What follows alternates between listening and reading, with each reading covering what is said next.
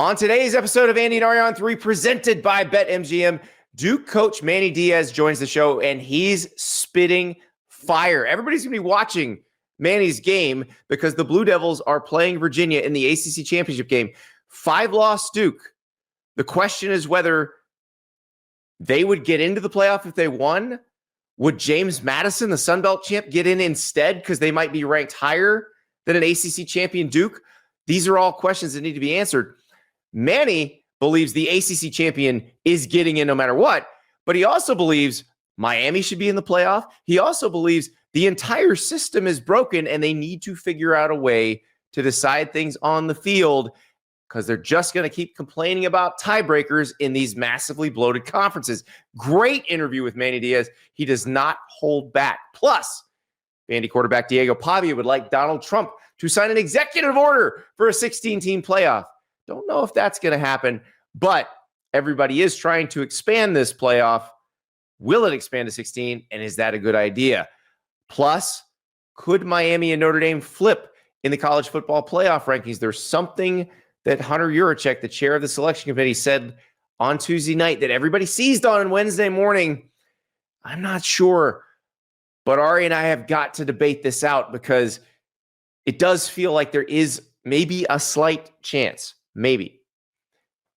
Plus, Brian Hartline, Ohio State's receivers coach, offensive coordinator, and ace recruiter, is headed to USF to become the head coach. What happens when the best recruiting program in the country loses its ace recruiter? We'll talk about it all on today's Andy and Ari on 3. We are presented by BetMGM, and if you're not signed up for BetMGM yet, what are you waiting for? Download that app. Sign up using the code CFB, that's CFB as in college football, and you can get up to a $1,500 first bet offer. Here's how that works. Download the app, sign up using the code CFB, deposit at least $10, place your first bet. If your first bet loses, you could get up to a $1,500 offer in bonus bets.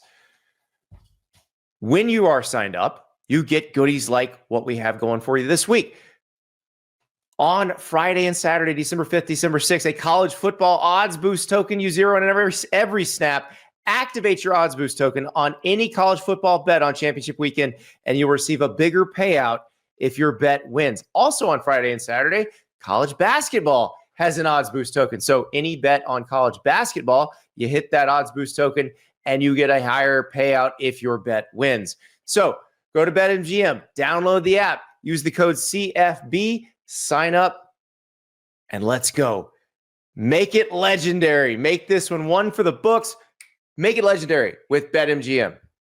See BetMGM.com for terms. 21 plus only. U.S. promotional offers are not available in New York, Nevada, Ontario, or Puerto Rico. Gambling problem? Call 1-800-GAMBLER in the U.S. Call 877-8-HOPE-NY or text HOPE-NY 467-369 in New York.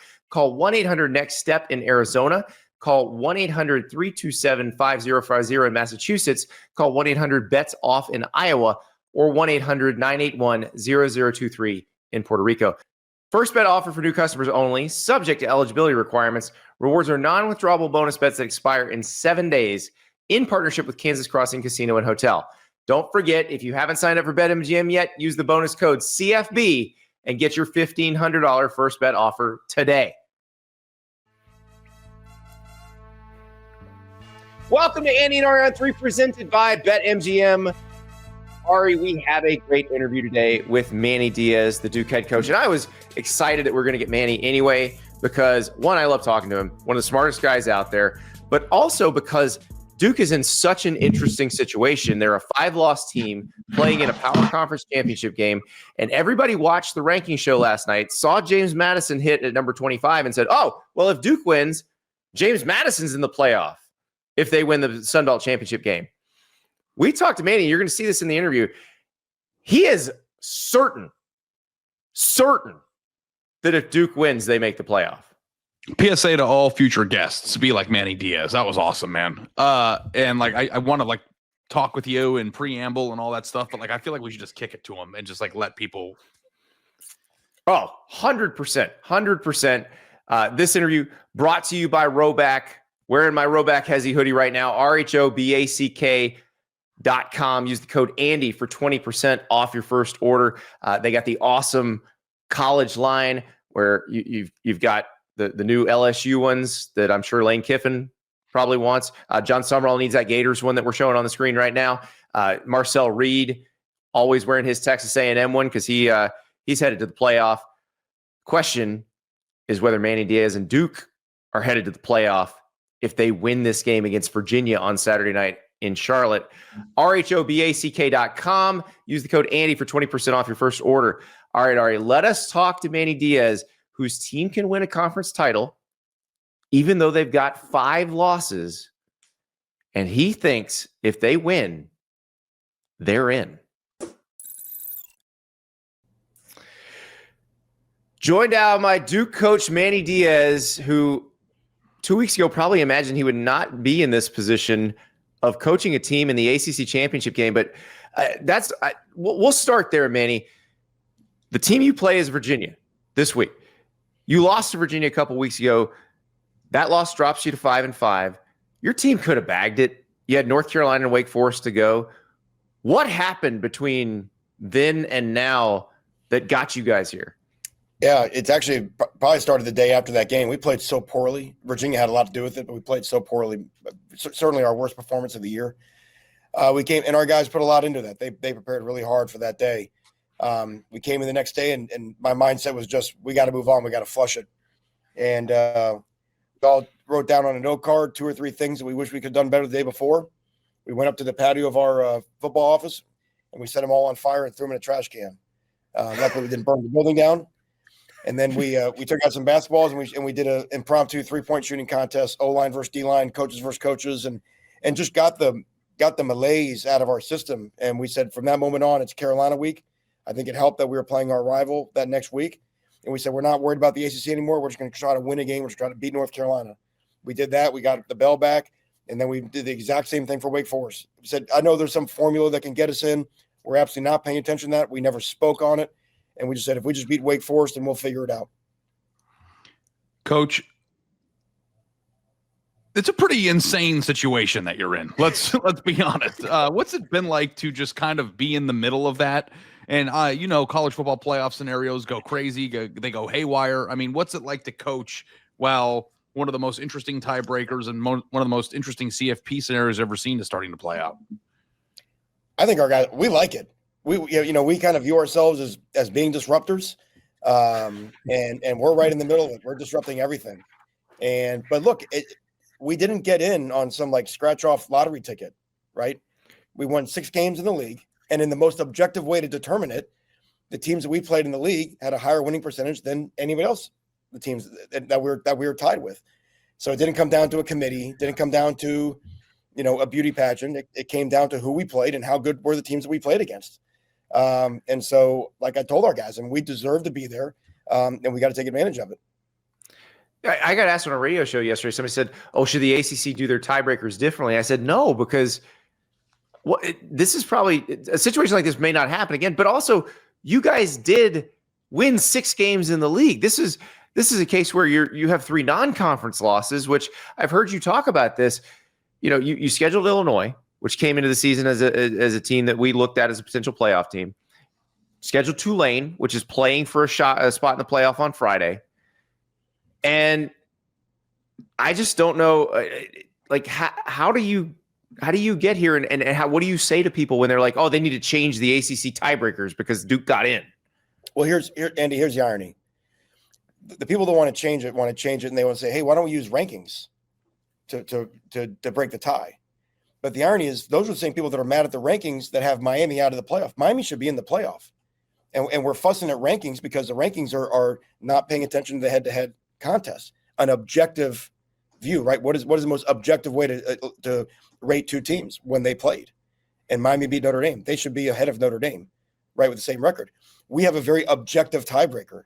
So why would we, if we're fussing at the subjective tiebreaker for Miami's inclusion in the league, why would we want a subjective tiebreaker to change our league? To me, the 2 arguments contradict each other.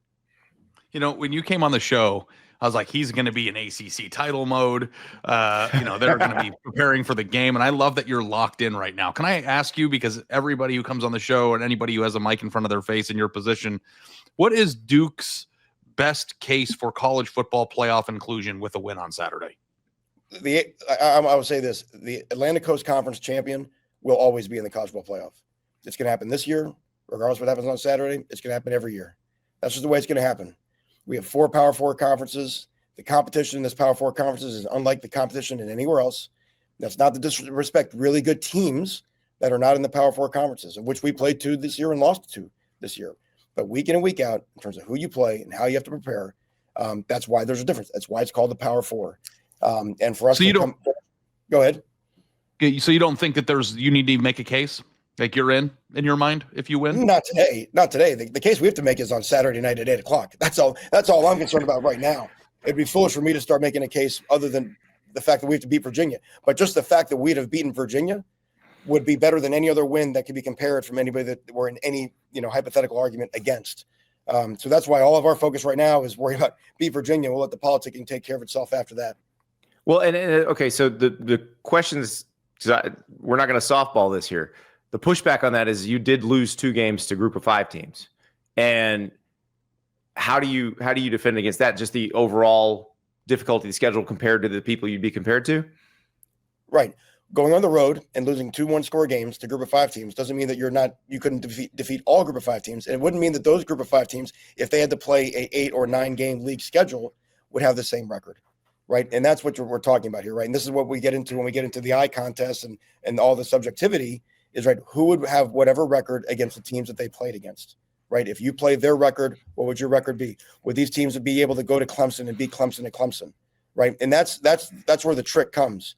Right. So the idea that we failed at Connecticut, who did not lose a game in regulation this year, and if they were in a conference would be playing for a conference championship, doesn't mean that suddenly that loses. Every other G5 team suddenly has a case over Duke.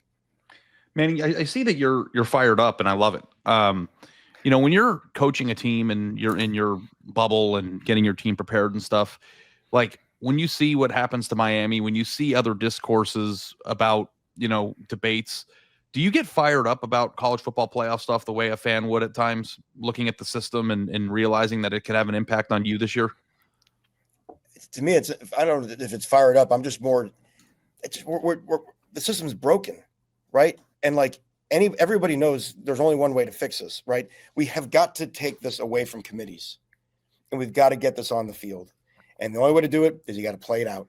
The conferences are too big. Everybody can't play everybody, and we're going to be fussing at tiebreakers every year. If we change our tiebreaker next year, guess what we'll do? We'll fuss at that. And there's always going to be the argument between the 10-2 team in this league and the 9-3 team in that league, and quality wins versus non-quality losses. And I understand it's great for ratings, but in my mind, it stinks. And the sport on the field has never been better. And so what we have to do is we have to allow more rounds to get people in, whether that's expanding the playoff, which for sure is coming, or having play-in games within the leagues, because we cannot determine a league champion in 16, 17, 18 team leagues with the way we're doing it now. So how do you, in this case, because right now you've got this game against Virginia, and that's going to determine what happens to you guys. They played one of their best games against you. You played one of your worst games against them. How do you turn that around on Saturday in Charlotte? Well, it's a great opportunity, right, to get the rare mulligan. Andy, you remember the Florida State mulligan in '96, right? 52-20, I believe, was the final score of the mulligan. Yes, thanks, yeah. That was a good night. I don't remember that. I don't forget that one either. But now look, so both teams have the right to make adjustments, right? You play somebody, you see what you thought would work, what did work, what didn't work, and so we certainly have that right to revamp what we want to do against them, but they have the right as well. So the most important thing is that we just do our job and just play with a better. I mean, we have to just block them better, right? That they really whipped us up front. They have an outstanding defense. They're really not giving up points over the last 6 games of the season. So we have a lot of respect for them. Our guys know how well we'll have to play to have a chance to win, but they're up for the challenge. It's a cliche in college football, and I use it all the time, but I want to hear your coach's perspective. Like they always say, it's hard to beat a team twice. Do you subscribe to that? And like, why is that a cliche? Well, usually most cliches are cliches because they have some sort of, historical context to them, right? If I was coaching in Virginia, I would tell you that they don't have to beat us twice. They have to just beat us on Saturday night, right? There's only one game. They don't have to win 2 games on Saturday. But to that point, I think, human nature, right? You're going to look at, the fuel of defeat. And is that a stronger fuel than at times when you've won a game? I think that's fair. But like I said, with the stakes being this high, with the championship on the line, a playoff invite on the line for both teams, I don't know that any intangibles will have a say in it. I think both teams will be highly motivated to win the game, and the boring coach talk execution will be the winner of the day. And I know this is obviously the highest priority, and you're signing players today, so you're very busy. But I want to get back to what you were saying about potentially trying to fix the college football playoff and the system. How does that work for you coaches? Do you go to your AD, or do you go to your commissioner and say, this is what we want, this is what should happen? Well, the first thing is gaining consensus amongst coaches of what that is, right? And I think it's all been happening in real time. We usually struggle in college football, in my opinion, with fighting over perfect instead of just getting to better. And then, of course, when you talk about the playoff, there's other, you have TV involved, right? It's not something that certainly coaches control. I don't know who has total control over it. But we have to recognize the law of unintended consequences, when we bloated the conferences and didn't really think about how the struggle to determine a proper champion in the conferences. And if that was a pathway to getting into the playoff, it only stands to reason. There's going to be an expanded playoff. That's coming. Now, how do we determine the best way? And it simply comes down to this. Do you want a committee to decide it every year and everyone to bitch and moan? Or do you want to try to find a way to make competition happen? And guess who likes competition? Fans. Guess what that likes? TV. Guess what that means? More money, right? Who's turning down more money? Nobody, right? So it's just, I just feel like it's coming, and there's an inevitability to it all. Tony Petit might be inviting you to the Big Ten for this. Yeah, that's what the Big Ten wants for sure. So you've how would it play out in your mind? And many of us weren't for that. Yeah, and many of us weren't for that when it first came out. But talking to some of our coaching cohort, the idea of the 6 versus 3 and the 4 versus 5 in a league, and that way, look, if you want to argue in the league who is 6 and who is 7, hey, have at it in the league, right? But at least the league has a chance to play it out, because right now there's just no way to determine the top team, or as the discourse this week, the top 2 teams in a league objectively, right? Short of getting the tiebreakers and whatnot. And then in this sport where nothing's easy and everything's complicated, if you play a play-in tournament at the end of your regular season, then that also then creates scheduling issues, and when the national championship is played and all that too. So my hope is that one day we'll get to some functionality, because I like the idea of solving everything on the field, and I'm pulling my hair out right now because even the field isn't helping us solve things this year. So yeah. But you guys did earn your way into the ACC title game on the field. Now you can earn an ACC championship on the field. What is the message to the team when you're about to take the field in Charlotte? What do you want them thinking about? What do you want them to understand? In a setting like that, you don't actually want them thinking about championships. You want them just playing with their instincts, right? Do us well, execute your day 1, 2, and 3 install. I always feel like if you have to prepare a team to win a championship on championship week, they're going to feel an angst to that. You should prepare for this game, every day of the season, so the guys can play free and they can play fast on game day. Coach, cannot wait to see you guys on Saturday night. Going to be fun to watch, and I think the whole country's going to be watching. So good luck. Can't wait. See you guys there. Great hair too, Manny. Great hair. The beard. The beard is a nice touch too. Like this is an incredible look. Like, when did you realize the beard was the way to go? When I got tired of shaving a few weeks ago. I was one day I said, the hell with this. So here we go. So this is the playoff beard. It didn't know it was when I Saturday night until the field goal miss for SMU. So it turned into a playoff beard. Good luck, Manny. Thanks, Coach. Appreciate you.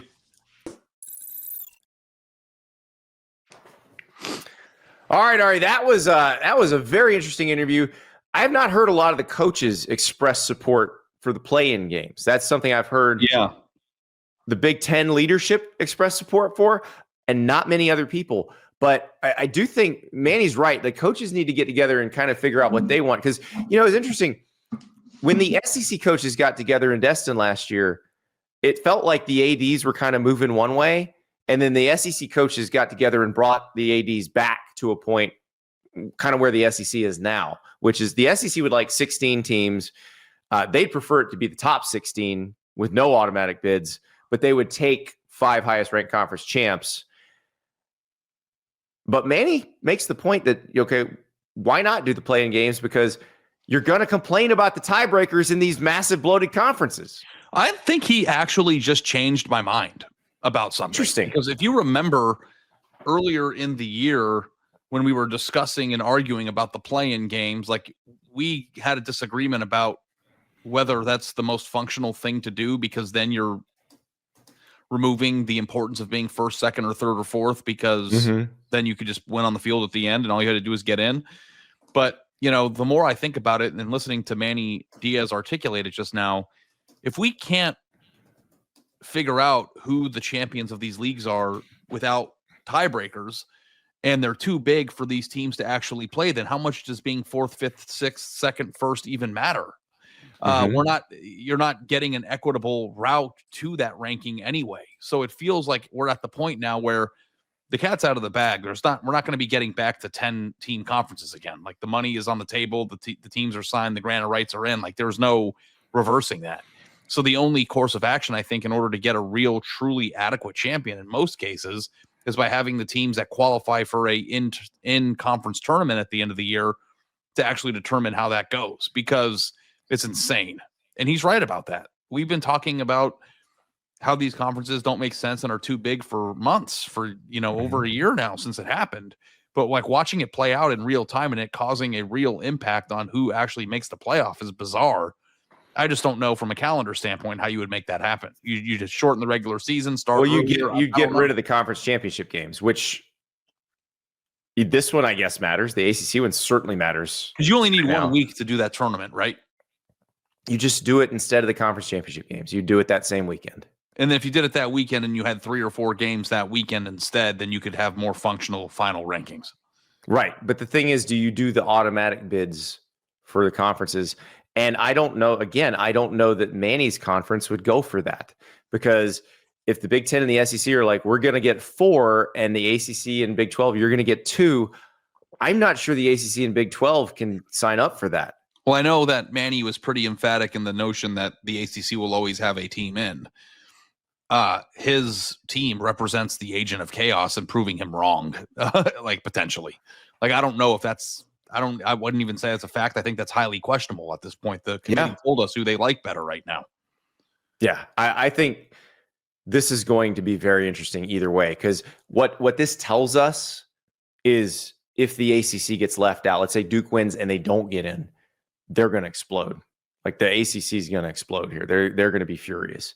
And if they do get in, then everybody who has been saying this whole thing's rigged for certain conferences is going to say the same. It's going to strengthen their argument, because the James Madison people are like, what the hell? Like, you ranked us, and then Duke was ranked lower, and you jumped them over us. Yeah, like, and this is where you've talked about the committee needs to rank them down to 40. Yeah. Well, the thing that's interesting too, that he also changed my mind on, Andy, during that interview, is like I've rolled my eyes at people saying we need to get rid of committees. And Manny was very, passionate about how we don't need committees. We need to settle it on the field. But I feel like the committee, for the first time in its existence, makes me feel like they did a bad job, which makes me more open to that. Like, this is the first time that I have an actual issue with a decision that they're making. Yeah. So, like,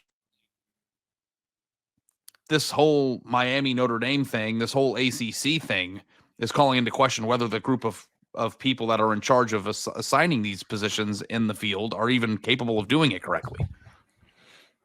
It's a legitimate question right now. But Manny seems sure that they're going to 16 teams. You know who wants 16 teams right now? Vandy quarterback Diego Pavia. He asked President Donald Trump to grant a 16-team playoff, sign an executive order creating a 16-team playoff. We'll talk about that right after these words from Huel.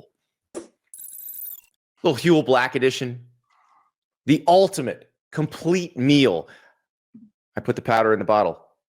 I shake it up. All of a sudden, I have a complete meal with 35 grams of protein, all the vitamins and minerals I need. Huel.com, Huel.com. Use the code Staples15 for 15% off your first purchase of $75 or more. Plus, you get a free gift. Also, Huel Daily Greens, a great way to start your day with 42 vitamins, minerals, and superfoods, super greens, adaptogens, lion's mane mushroom, 4 grams of fiber, electrolytes, and antioxidants.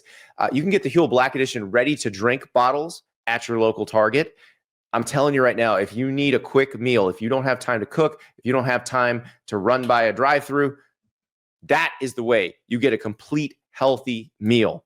Huel.com, Huel.com. Use the code Staples15 for 15% off your first purchase of $75 or more. We don't intentionally, we stay out of politics, but politics keeps getting dragged into college football.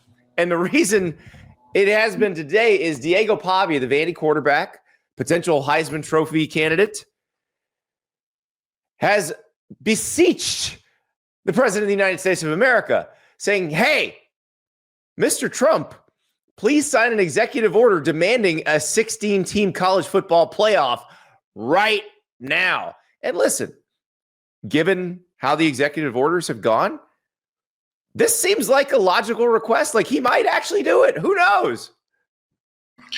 You know, I'm not big on understanding how government works, but I would love to know logistically if he's like, yeah, you guys have to do this, how that would work out. He can't make them do it, but yeah, it would be funny.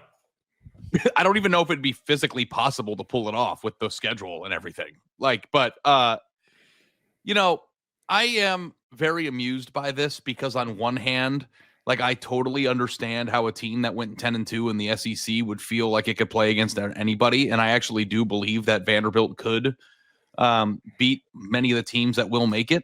On the other hand, I do think it's funny that it's just like, hey, let's just expand the playoff exactly to where we would get in and then cut it off there. It's just like, but it's an interesting. It would be funnier, I think, if Vandy was ranked number 15 right now, and Pavia would be like, Mr. President, we need a 17-team playoff.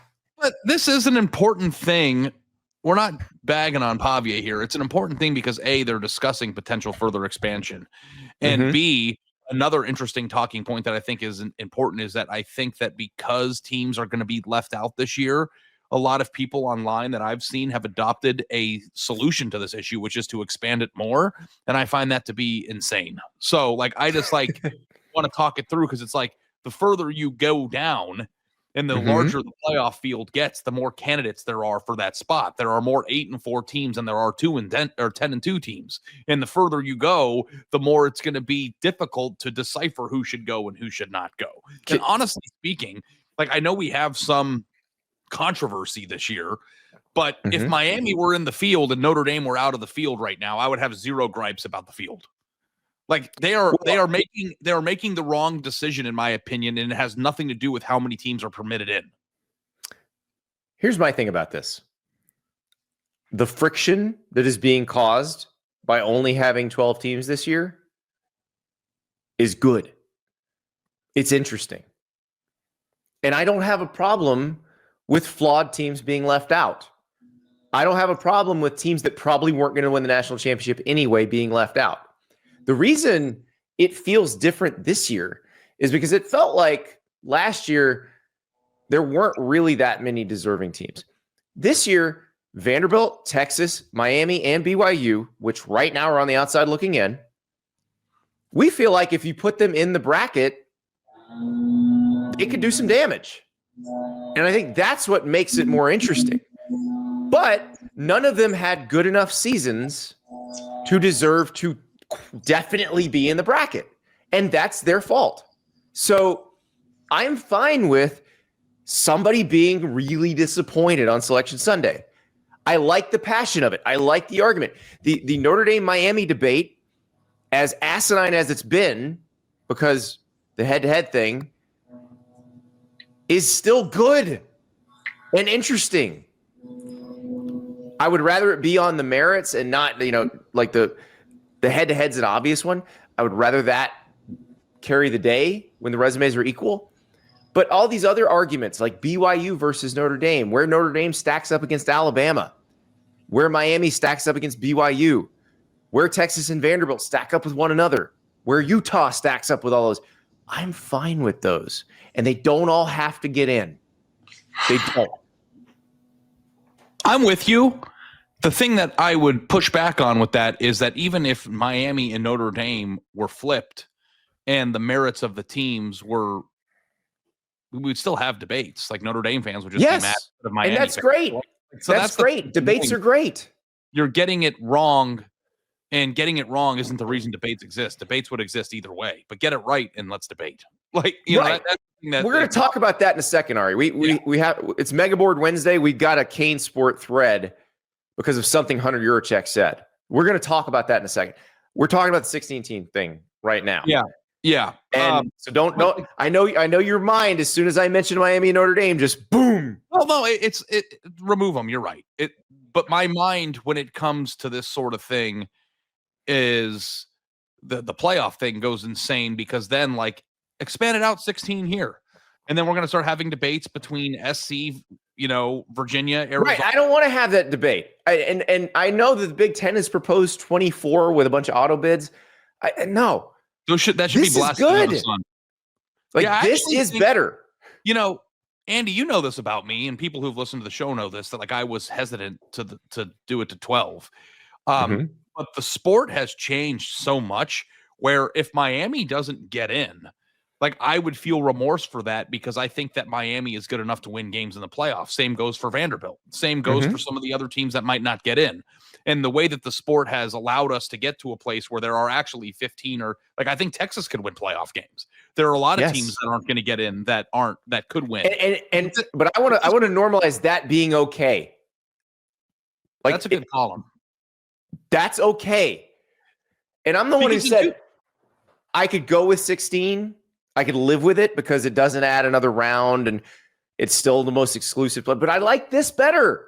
I like the angst this creates. If this was 2015, the 11, 12, 13, 14, 15, 10, 9, 8 even teams. They would have had really good years, but like nobody would be like, oh man, it's too bad that 2-loss Oklahoma's not in, because there's no way that because like back in 2015, Ohio State this year, there were 4 of them. Like now there aren't. Like, remember when it was peak Georgia, Ohio State, Bama, and Clemson all at once? Like none of the teams that we're currently debating over would never have been able to stand on the field with any of those teams. Those teams don't exist. Maybe outside of just Ohio State this year. And frankly speaking, Ohio State hasn't played a good enough schedule yet. We're not going to really know that until Saturday.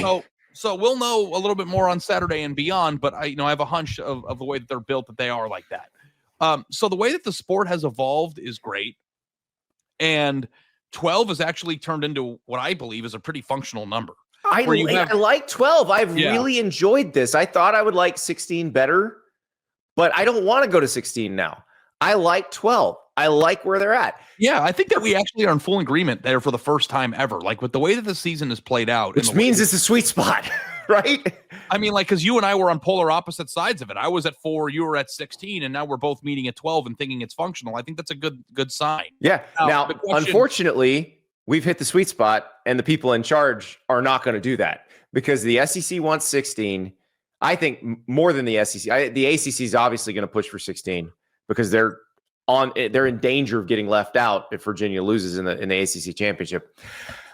You're going to get a push to 16. They've already changed the deadline. Remember, they haven't decided on a playoff format for next season. The deadline was supposed to be December 1st. It was supposed to be Sunday.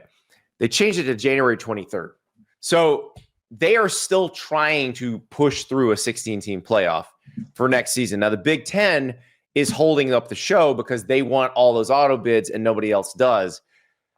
So maybe hopefully they just stay obstructionist and keep arguing about it, and it stays like this for next year. Yeah, and I hope that's what happens. And I don't know, maybe if it gets to 16, we'll feel less and less bad about teams that get left out as you go down the totem pole. But honestly, Andy, I feel really bad for number 12. I also, against my better judgment, or maybe my natural pro Longhorn bias. Like, I feel bad for Texas, because as much as I roll my eyes at their argument for inclusion, I also can understand why somebody in their position would feel the way that they do. Like, I listened to Steve Sarkisian, who made I think it was on Sirius XM this morning, who echoed his sentiments about, hey, like, if we were 10-2 and had 4 wins over top 10 teams, this wouldn't even be a debate. And he's absolutely right. Now, you don't get to just erase a game off your schedule and pretend it didn't happen. But, like, I understand that position and being upset about it. Like, and I feel like the teams that are getting slighted or are going to miss the cut narrowly actually have a chance to do something good, which then, like, it's like, you ever watch a movie, Andy, that's like super awesome, and you're like an hour and 45 minutes in, and you're like, holy shit, this is the most entertaining movie ever, and then the ending is terrible. Like, how much that ruins the whole thing. Yeah. Like, I think, like, college football to a certain extent makes me feel that way sometimes, because of all the what if scenarios that this beautiful, dramatic, awesome movie of a season has been. I want to know at the end of the year, and by and large we get this, but not all the time, that the best team in the country, or the team that went through the most or deserved it the most, actually was the team that won it. And, like, that'll probably be the case this year. If Ohio State or Indiana or A&M or Bama wins it, we'll probably feel that way. But, like, I don't know beyond the shadow of a doubt, as you pointed out yesterday, using that spreads tool, that Miami, like, if Alabama wins the national title, like, are we certain that Alabama would beat Miami in round 1? We're not. And, like, we'll always have an ending, but, like, it's not the full scope of it, and that irritates me. And I'm pro debate, I'm pro discussion, I'm pro. But it sounds like you're pro 16 because you'd like to see. But I still feel the same. But like, here's the thing: if the sport continues to advance into this parity-driven world, and then actually the teams that are built like maybe 16 Miami becomes the right number. Maybe 16 becomes it, right? But it's not now. It's not yet.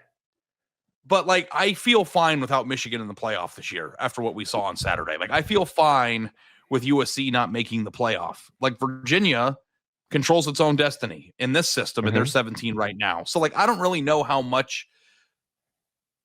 There are 3 teams, or even 4 maybe, and I don't know, because BYU still might get in, but there are 3 teams that are not going to make the playoff that I think could play into the semifinal or potentially beyond. Miami, Vanderbilt, and Texas. Is there anybody else that you believe that about? I actually think Utah might be able to play with some of these teams, but not as, I don't believe that as strongly as I do these other ones. And then BYU obviously can get in. Like, and because if BYU didn't have a path in this weekend, I would put them in the same bucket with Miami and Texas and Vanderbilt. Yeah. And the thing that falls flat on the floor to me when it comes to the Texas debate, Andy, is that, like, like, when you extract the highest points and use those as as the drum to bang on, it's one thing. You've also, like, Texas looked like shit for like 80% of the year, right? Like, it's not like this is a team that was like humming along. And that's my thing. All of these teams are flawed. BYU has the best argument. Like, hey, we lost 1 game and it was to a really good team. Yeah. And then this brings up the next question that I have for you. In the 12-team playoff era, if we do, and it's probably, like, statistically very improbable that this happens, but if we do wind up on Sunday with 2 G5 teams and 2 Big 12 teams, do you think that's a just use of our 12 spots? Because, like, the thing with BYU is they have played a way easier schedule than a Big 10 or an SEC schedule. And it's a fact. It's not a debate. Right. And the one time they played a team that was even remotely made up the way that you would find that 4 or 5 teams at the top of those 2 conferences are made they up. Couldn't score. So, like, it's like that to me. But, like, also resume, they're a 1-loss team and their only loss is to a top 5 team. Like, how do you differentiate that from what Notre Dame has done? Like, I keep coming back to the same North Star because that's the one that doesn't make sense to me. I'm not trying to the Notre Dame and Miami, but like Notre Dame, Alabama, and BYU, which is also a debate. But even if you scrutinize BYU's resume against Notre Dame's, BYU probably comes up. Now, I'm sure Notre Dame's strength of schedule is a lot more advanced. I don't know how much more advanced it is because Notre Dame played a lot of bad teams, but BYU has a better loss and a better win. So why are they behind them? And they have 1 fewer loss on the season. It doesn't make any sense. Like Notre Dame's positioning in the bracket doesn't make sense at all. And it's not just a Miami discussion, it's a scrutiny discussion. Notre Dame fans, direct all your hatred to Ari Wasserman. I'm getting it. Ari Wasserman. That's fine. And then next year when someone else is ranked better than Notre Dame and it makes no sense, I'll tell you that Notre Dame should be ranked. It doesn't make any sense. That's all I'm saying. But Andy, do you think we're going to 16? Like, what is your take on like what's happening this year? Because they are pushing so hard to go to 16. The people who actually can control this stuff are pushing so hard to go to 16. Yeah. So I think they're going to do it unless the Big Ten just decides to be completely obstructionist because they want those auto bids, but nobody else wants them. Yeah. Yeah. Because the SEC doesn't want them. The ACC and the Big 12, because they don't get as many, don't want to admit to being second-class citizens, which I don't think they should. No, imagine not wanting those automatic bids, though, and then like a week goes by and you get 0 teams in the field. That's Jim Phillips is in a blender this week, and I feel bad for him because, and we'll talk to Manny Diaz about the ACC situation, but I can't. This is such an unusual situation. This is probably never going to happen again. But yeah, I mean, it is what it is. Like, you know what makes me think though, and I'm no mathematician, and obviously I have my limitations in what I understand in the world, but like when you have 132 teams, 136, there are a lot of variabilities, right, Andy, when it comes to like what can happen. That's what makes the sport crazy. And it's like, well, if this is never going to happen again, what other thing is going to happen next year that we have no? They would never. Like they introduced a lot of uncertainties with these mega conferences. All right, we're going to talk about what's going on in the ACC in a little bit. We're also going to talk about Miami and Notre Dame next because Hunter Yurachek said something that everybody's latched onto that maybe I didn't take as seriously as I should have last night when we did the reaction show. All right, it is a Mega Board Wednesday. I want to start with a thread from Kane Sport. That's our Miami site. Matt Shodell, the managing editor of Kane Sport, put this out there on Tuesday night after Hunter Yurachek spoke to ESPN. Later, he spoke to a bunch of reporters on a teleconference, and there's even more stuff. And everyone is seizing on this. I poo-pooed it last night. I'm not going to poo-poo it again. We need to have a serious discussion about it. And this is what Matt points out from the Yurachek appearance with Reese Davis. He says that last year when the committee said if teams don't play, they don't flip-flop, that this year it could happen. And that is a very succinct way of describing it. Because what happened was, like, if you watched that exchange between Reese Davis and Hunter Yurachek, that was Hunter Yurachek going, hey, when Ward Manuel was up here last year doing this, the Michigan AD, he messed up because he said, if you're not playing, you're locked. And everybody ran with that last year. And that's not the case. So everybody seized on this because obviously there are a lot of people who wonder why Miami is ranked behind Notre Dame because their resumes are very similar, their records are identical, and Miami won the head-to-head. So does this mean they could flip? Is it possible they could flip? I think it was just, I'm not ruling anything out so he doesn't block himself in a corner. I don't think that's like Dan Wolken wrote a column, and I think Dan Wolken's a very talented column writer, that like there's a trap door set in place here that like Miami can like walk. Did you read this story about how? Yeah. Okay. Yeah. So it's like, yeah, that sounds great. You know, they're creating this elaborate like labyrinth tunnel that they can run. It makes no sense. And I'm not. And this is what I keep coming back to. They've done it already. Yes. Why didn't they do it before? What makes everybody think they're just going to change their mind now? I will read you what Hunter Yurachek said in that teleconference with other reporters afterward.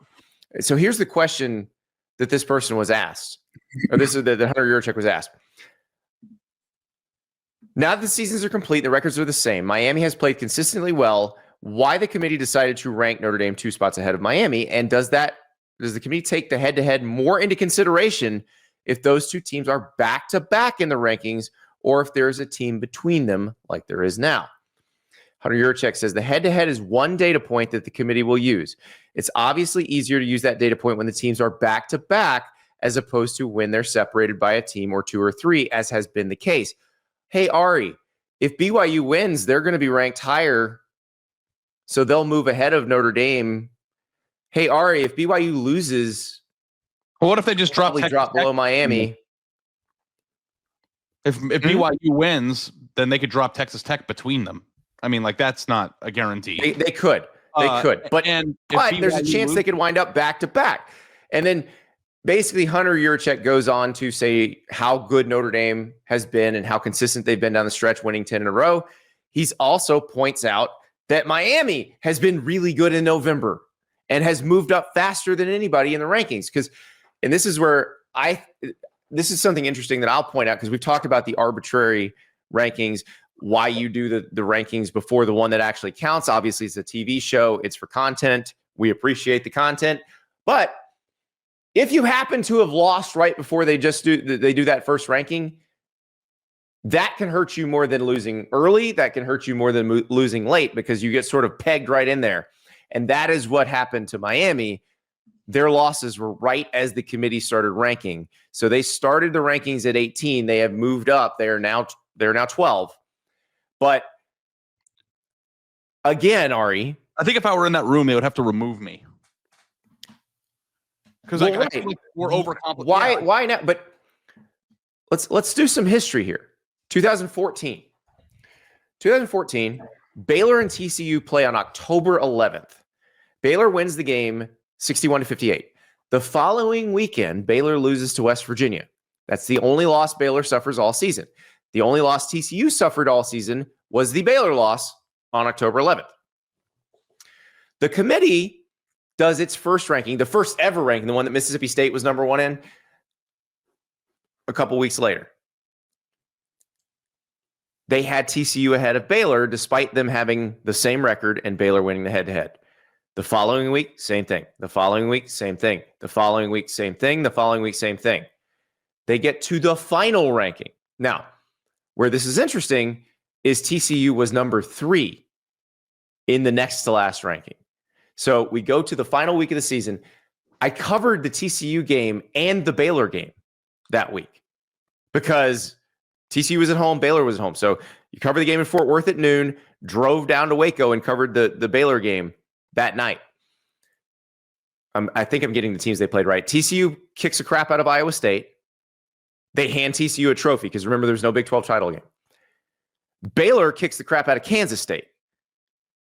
And I'll never forget Bob Bowlesby trying to hand Art Briles a trophy, and Art Briles is just screaming at Bowlesby because they wouldn't declare a champion, because he thought if they declared them the champion, then Baylor would get ranked ahead of TCU. The next morning, I'm in Grapevine, Texas, where the committee meets. Why'd you go to Grapevine? Did you get a room there and just hang out? Yeah. I had a room at the hotel. At the Gaylord? Yeah. You fancy bitch. Okay. Yeah, exactly. So the rankings come out. Now, that team you covered that year, Ohio State, jumps over both TCU and Baylor because the committee correctly knew that Ohio State team would have beaten those teams like 75-14. But they don't leave TCU ahead of Baylor. They move Baylor ahead of TCU. And they got asked about it, and they're like, yeah, well, Baylor won the head-to-head. And everybody's like, why didn't you have them ahead before then? Yeah. I mean, everybody was freaking out about it, but again, like, it's like lower stakes. It means right, nothing. because it didn't affect whether you got in or not. Yeah. Like, so whether, like, this is precedent, yeah. But it could have. If Ohio State had lost to Wisconsin in that Big Ten championship game, which you covered that game, obviously that was never going to happen. But if they had, 59-0. Yeah, if they had, they would have had to decide who got in between Baylor and TCU. Only one of them would have been able to get in. And who do you think they would have picked? Baylor. Why? Because they won the game. Because they won the game.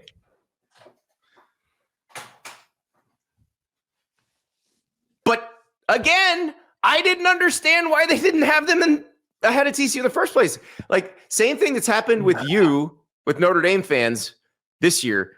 I had TCU fans all over me that year. I feel like I'm Fletcher Reed in the movie Liar Liar. What's going on here? I'm kicking my ass. Do you mind? Like, I have no like everyone's gonna like people listen to the show like come to this discussion are just like, what are these guys gonna say? I have no explanation for what's going on here. Like honestly, I don't either. Honestly, Can I say something else that's a little bit strange? Sure. I actually think this committee will look even stupider than they already do if they flip them. I do. I agree. Like that's the thing here, Notre Dame fans. I gotta say, these guys look like morons right now, and they will look even dumber if they flip Miami and Notre Dame. I've been waiting to say this, and I haven't said it yet, but I think now is a good time to say it. We have repeatedly told you throughout this entire show that we are more concerned about process and not the teams, right? It's process. I don't care if it's Notre Dame and Miami. Right. It's let's Team call A them Big and State Team B Tech in U. our mind. Yeah. Doesn't matter. I will tell you, while I think Tech U should be in over the other one you said, Big State. If Big State, this is he got game reference. If Big State drops out at the end and they put Tech U in, that will look moronic and the process will still look stupid. So like it's like that's the thing that's like insane about it. They can't even correct it without looking like moronic. So and I wanted to ask you this, and I don't know if I feel this way every year because we're in the moment and then I forget what happened 6 years ago. But is this the most erratic it's felt? Like yes. From a week to week, and it is messing with my argument that you and I share. Like you and I have shared this belief in the past that any 13 intelligent people will come to the same conclusions. Are we sure these 13 people are intelligent? I mean, I don't want to like make fun of anybody. I know some of these people. I know they're intelligent individually, but again, this doesn't make sense. Well, and if you flip it, it will look dumber. You know, Josh Pate tweeted this, and I thought it was really funny. But I wrote a column back in 2018 when I was still at The Athletic from Big Ten Media Days, talking about the need for more transparency in the process. And like Josh Pate tweeted something about like, we get all the crazy, insane details about what's going on behind the scenes of every coaching search, but never do we get any insight on what goes on in that room. And like, I really do think that at the very least, they should, if not televise the whole thing or make it public information, they should like release clips or discussion points or actual specifics about how they arrived at those conclusions that are a little bit deeper and more thorough than what we get from the committee chair. Because with the committee chair, we use them in stories, we ask them questions. It's nonsense. It's always been nonsense. It's not a Eurocheck thing. It's always been nonsense. Yeah. And it's like, at some point, if you're making a decision that is based solely on your viewpoint and not what happened on the field, then give us a real process of who was voting for this, why they voted for it, and how they arrived at that decision, which we'll never get, which is annoying. Right. So Notre Dame, I feel for you. Miami, I feel for you. BYU, I feel for you, because none of this crap has made sense this year. None of it. I slapped myself in the face a little bit too hard. That was stupid. It's like a little bit, yeah. Okay. Ari, our friends at Panini have sent us some more beautiful product. We got Ohio State playing in the Big Ten championship game this year. We got these awesome Ohio State blaster boxes.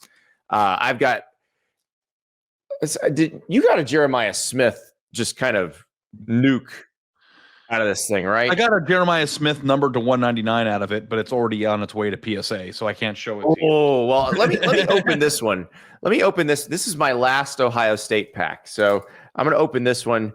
I've gotten, I got a Julian Sayin out of this thing last time. Felt pretty good about that. So we got a Gabe Van Sickle. Oh, I got a Julian Sayin base card here. Campus Legends Jeremiah Smith. And oh, yeah, he's already a legend, by the way. Trophy hunting. Davison Igbinosun. He is hunting a trophy, a Big Ten title trophy this weekend. You can go on the hunt for your favorite Panini cards. PaniniAmerica.net is the place to go to start collecting your favorite college and NFL stars. They have these really cool Ohio State blaster boxes. There are going to be other teams, by the way, that get into this action where you've got cards of your favorite school different teams, because that one was very football heavy. Some of the ones have a lot of basketball and athletes from other sports. That one was very football heavy, and some big names from this team that is about to go play for the college football playoff national championship, is about to go play for the Big Ten championship. And Ari, we have to talk about Ohio State, because very interesting Ohio State news comes down on Wednesday on National Signing Day. Their best recruiter, Brian Hartline, also their offensive coordinator, also their receivers coach, is headed to USF to become the head coach. And we've talked about Brian Hartline as a potential head coach. I said Penn State should look at him. I said Michigan State should look at him. Kentucky. Yep. We knew he was getting a job soon. Now he is getting a chance to run his own program. Ari, this is one of the best recruiters in college football. Yeah, without question. I was looking at the list of players that he's coached, and I know the people who root for Ohio State are familiar with it, but I want to read off the names that he This is just coached. insane. Garrett Wilson, coached, recruited, developed, the whole thing. Garrett Wilson, Chris Olave, Jamison Williams, Jackson Smith and Jigba. Now, Jamison Williams, I don't know how much credit he gets. He did go to Alabama, but he started at Ohio State. He's only at Alabama for a year. Marvin Harrison Jr., Emeka Egbuka, Carnell Tate, and Jeremiah Smith. And you had JSN on there. Did I miss JSN?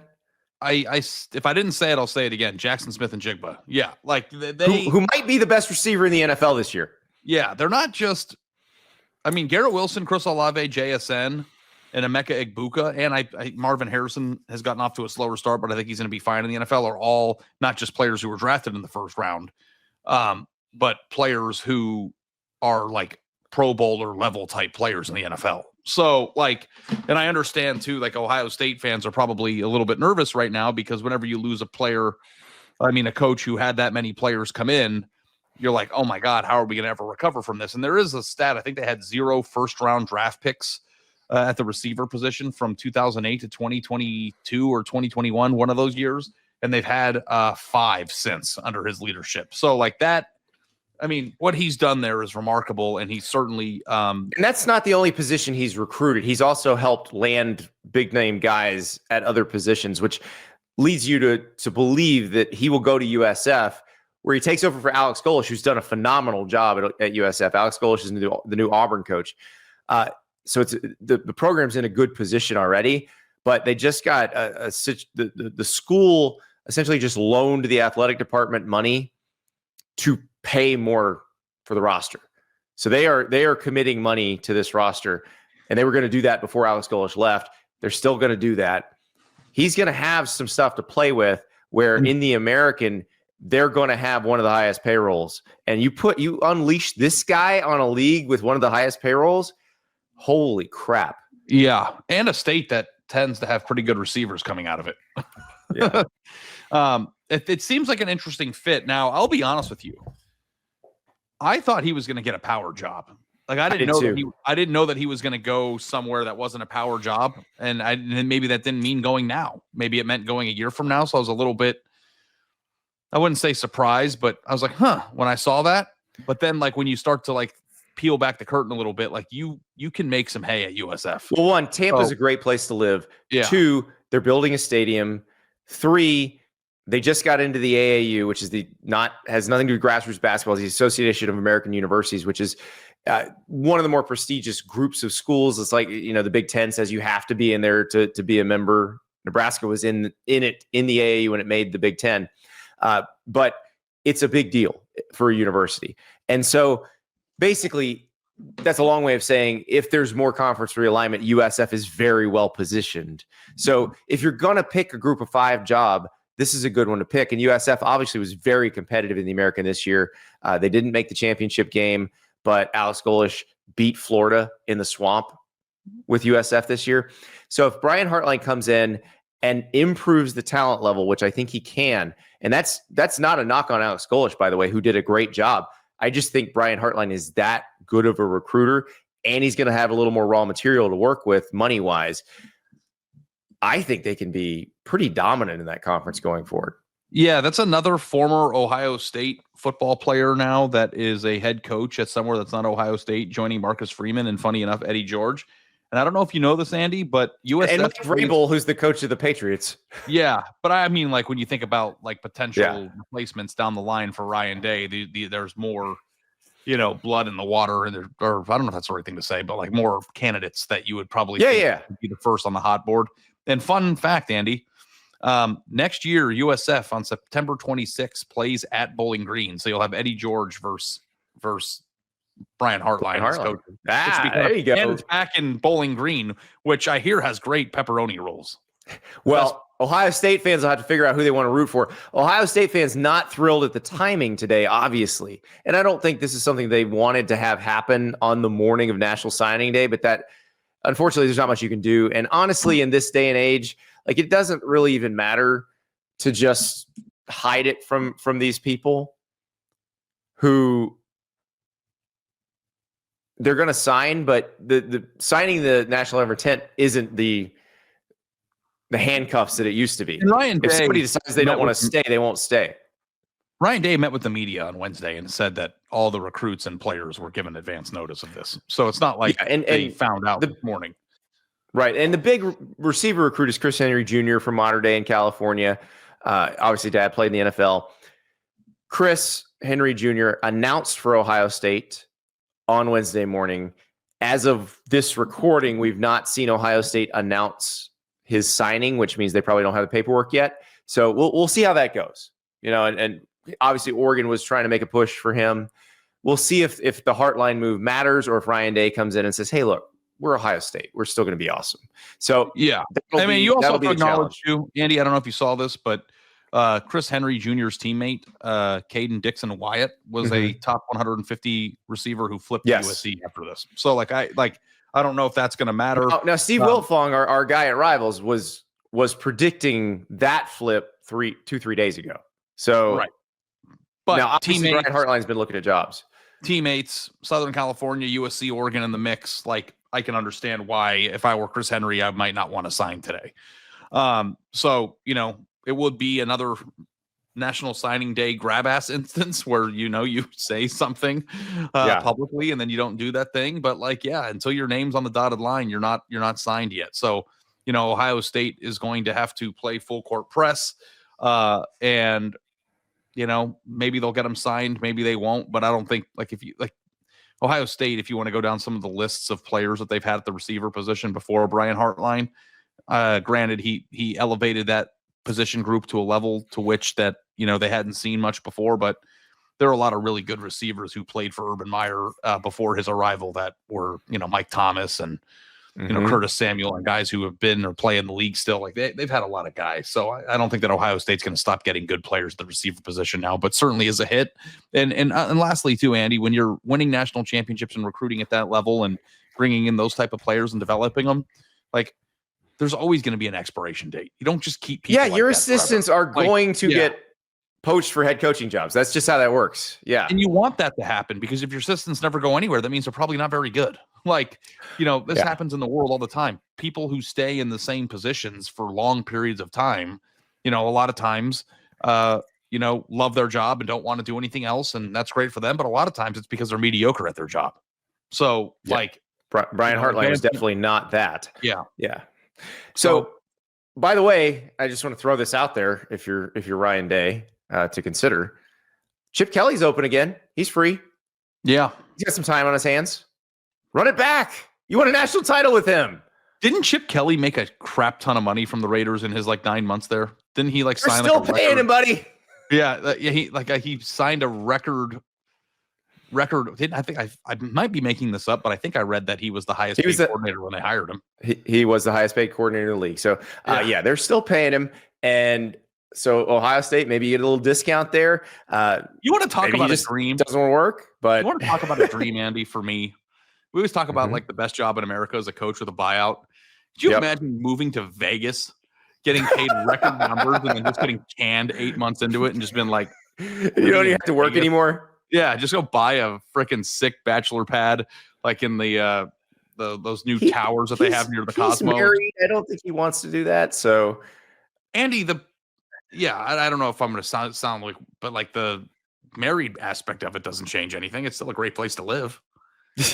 Well, I think he may be looking to coach again. We'll see. Yeah. I mean, and if he does that, he could call some plays in Columbus, and I bet it would work out pretty well. Gambling is really fun, and I enjoy it, as you know. But like, I also wonder too, like if you had millions and millions and millions of dollars coming in your way, if like the luster of gambling goes away. I guess it didn't for Michael Jordan. I don't know. Depends on the person. Yeah, Chip doesn't strike me as a guy who's hitting the tables. Chip strikes me as a guy who would like to call some ball plays. Guy, I get it. Yeah, no, he's a ball play guy. So we'll see if he calls some ball plays again for the Buckeyes. Going from guy leaving his alma mater to guy returning to his alma mater, Chris Kleiman is going to retire at Kansas State, and Colin Klein, former Kansas State quarterback, former Kansas State offensive coordinator, current Texas A&M offensive coordinator, he is headed back to Manhattan. Colin Klein was the other person in the mix for the USF job that Brian Hartline got. Colin Klein took himself out of that mix when he realized that he could get back to his alma mater. So now he is headed back to Manhattan. We'll talk about this a lot more as we go because, one, Texas A&M now needs a new offensive coordinator. Klein will be coaching them through the playoff, but they'll still need a new OC for next year. And we got to talk about what this means for K-State, because you got a guy who is a really good player there, who played for Bill Snyder, who probably can keep that going, understands what you have to do to make K-State great. And I think really, if you're going to make a change there, that's the guy you wanted. And I'm glad he gets to go back. Yeah, totally makes sense. I know Texas A&M fans are like, oh, man, what a week. But we finally had an OC that we like. Because, I think people forget, like, their lack of OC or their OC issues, like, were, like a 4-year issue at the end of the Jimbo Fisher era? It felt like because Jimbo was calling the plays and it was getting stale, and then he brought in Petrino, but he still was kind of We don't need to relitigate it. Worked, it worked very nicely with Colin Klein, but he did too good of a job, and now he's back to his alma mater as the head coach. From Friday morning to Wednesday morning, it hasn't been the greatest 4 or 5 days for A&M, but also, hey, playoffs right around the corner. Maybe you can make some noise, and you still get to keep him through the run. The reason Colin Klein is going back to his alma mater as a head coach is because you look at what he did there. And obviously he was a good OC at Kansas State too. But this past offseason, they bring in Mario Craver and Casey Concepcion. He then kind of builds that offense, molds it around what quarterback Marcel Reed does well. And that offense took a massive step forward. That's why he's going back. And congratulations to him. We'll see how he does down the road. He's got to start recruiting for his school. They're going to have to hit the portal too, but we shall see what happens next. Ari, we got mailbag tomorrow. So if you got questions, and I'm sure a lot of you do, given coaching changes, college football playoff stuff, you name it, hit us up. AndyStaplesOn3@gmail.com, Ari.Wasserman@on3.com. We love your questions. You're the smartest college football fans out there. We are constantly just in awe of you guys when you ask us these questions. So send them in. We will answer them on Thursday's show. Ari, it never stops. It never, ever stops. I'll talk to you tomorrow.